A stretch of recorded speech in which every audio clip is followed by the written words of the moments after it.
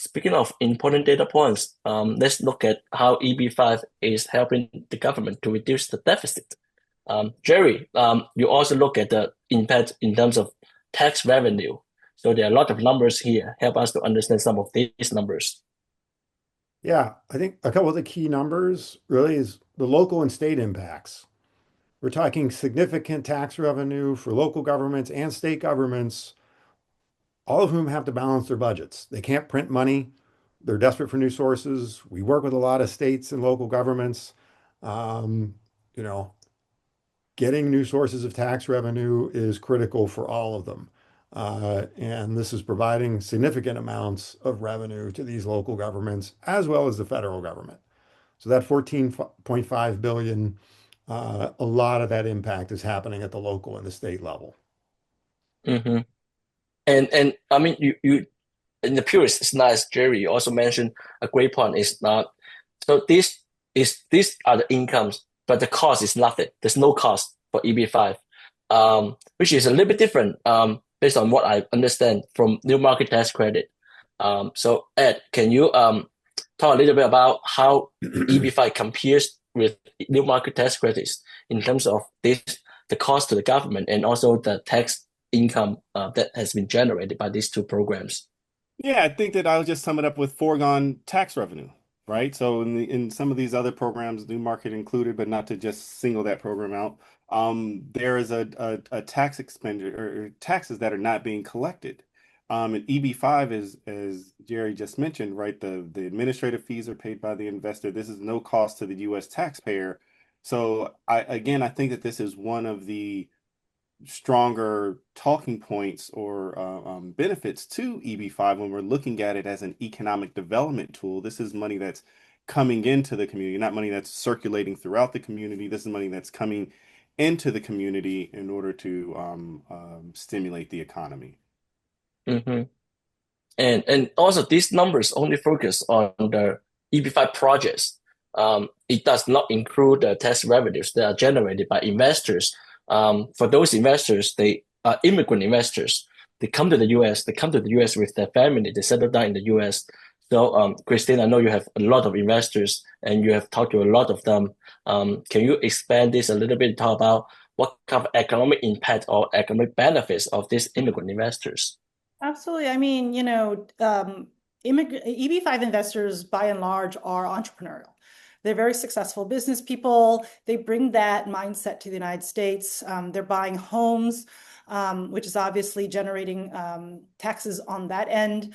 The biggest reason, motivator for most EB-5 investors is for their children to go to school in the United States. So they're paying university fees. They are making expenses, and a lot of them, aren't done doing interesting things. So, you'll see definitely a handful of EB-5 investors who come to the United States who are continue their entrepreneurial activities. They'll invest, they'll create new businesses here in the United States, to bring that kind of brain trust from around the world to the United States is, I think, another huge incentive in terms of what EB-5 brings, the benefits EB-5 brings. We have certainly talked to it's a pleasure when you get to talk to individual investors and hear their stories. But when they talk about, interesting things they observe, relationships, trade relationships they bring between their businesses back in their home country to the United States, how they have engaged with chambers of commerce to build new relationships overseas. These are really active, very beneficial additions to the United States. And you definitely see it in terms of the tax revenues and implications that they bring to their local communities. So. Yeah, I feel like a lot of economic impacts that are brought by these EB-5 investors, like these immigrant investors, are overlooked in a lot of research. And here is another project for you, Dr. Peters, more jobs for the economy. Speaking of more jobs, let's look at GDP. So in your study, Dr. Peters, you also look at how EB-5 has stimulated the US GDP growth. Can you show us some of the results here? Yeah, so when we look at that flow of dollars, the 17.5 billion in initial investment that multiplies into 75 billion dollars into total investment, that generates 184 billion in overall US GDP. Now, when you look at it against the percentage of the United States economy, it's a fairly small percentage. But another way to think about it is if we thought about EB-5 as an industry or as a state, EB-5's GDP would comparable to about the state of Kansas, which comes in at about 186 billion. Hmm.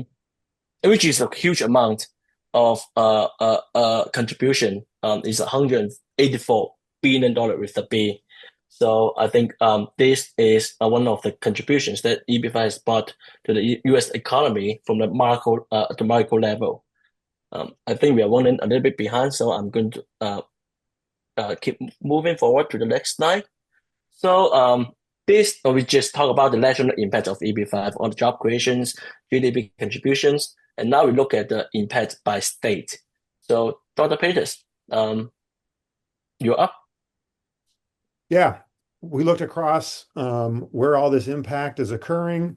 On your website and in our report, we have links to data by congressional district and additional data, but just looking here at the states, California and New York get a lot of this investment. Texas is also a significant investor along with Florida and Nevada, but we see nearly every state getting the benefits of the EB-5 program over just this period, 2016 to 2019. Again, we did not look at what's happened from the prior years. I feel like you always read my mind, Dr. Peters. Like these numbers only look at 2016 to 2019. So what happened after those periods? Christine and Ed, what are you seeing after 2019 and even like more recently after the RIA? Are you seeing any shift in terms of EB-5 activities by state? Go ahead, Ed. Yeah, I would just say at a high level, what I have seen is a lot of conversations from stakeholders interested in promoting rural development. In the bottom right of your map there, you see Georgia, South Carolina, Alabama. I've actually been a little bit surprised and pleased by the number and level of conversations I've had about individuals not only wanting to do rural investment are seeking that, but the layering of the capital stack with the variety of development tools and finding that some of these states that I guess traditionally haven't been the EB-5 focus centers, now it's rising a little bit further to the top, and developers, regional centers, and other stakeholders are being a bit more creative on how this tool can be used to again bring jobs and other amenities to communities. Mm-hmm. I definitely echo those sentiments. I think that one of the goals, the congressional goals of the RIA was to redirect investment into areas that hadn't seen a lot of EB-5, and again, relying on kind of anecdotal information, would love to see an evidence-based study of the post-RIA investment.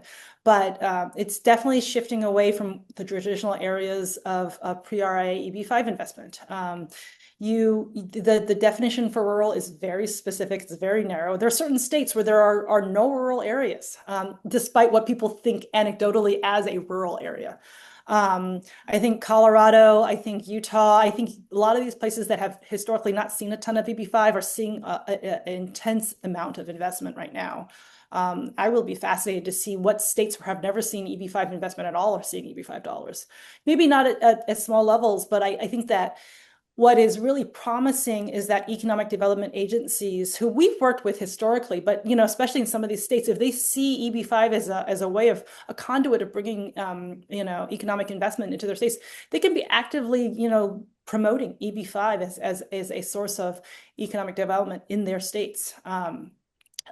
There's summits about in rural areas looking for all kinds of investment, and they're small, but I think that again, the power of EB-5 being such a flexible program, I truly strongly believe that there are ways to bundle together small projects and communities together as an EB-5 project that can have, as we said earlier, even bigger impacts, because these projects probably are too small to have EB-5 capital on their own, but if we can, really put them together into a project, that really benefits and is viable, I don't see why you can't see EB-5 investment at those levels in those states. Yeah, I definitely share your sentiment on this. And I would love to see some states that have not had any EB-5 activities, but seeing more and more interest for EB-5 and even have more projects for EB-5 after the RIA in those rural areas. And if you, for those of you who are watching this video or watching this recording or watch this webinar, if you have any projects in those states, please let us know. Please share your information. Please share your data with us. We would like to highlight the impact of EB-5 as much as we can. And all right, but let's. Oh, sorry. Go ahead. Oh no, I know we're gonna touch upon this a little bit later, but in terms of the possibilities of what EB-5 can do, it's not just about the potential impact overall. It's about kind of being able to get in the continued keeping EB-5 as a continued source of foreign investment into the United States. Really just allows us to really trickle down to some of these smaller communities on a long-term basis, as opposed to here and there and gone. So yeah, and before we get off of this slide, I just want to make one point here. When you see some of the larger circles on this map, in my experience, what I found is that those are areas or those are states where there's just a bit more familiarity with EB-5. And again, it's been a bit more inspirational and happy to hear places that I guess traditionally haven't been the EB-5 powerhouses to the educate. I think that once the education piece occurs, then EB-5 becomes a more viable option to the development community that is again seeking to identify innovative sources for the capital stack. So education is key as it relates to EB-5. Yeah, and you raised an excellent point about education, and also I feel like right now with the RA, with more and more investments in those new areas, in those new rural areas, people are starting seeing EB-5 being used in those communities. I think education is key, is critical, but also success stories like examples are also helping to drive EB-5 in those new areas.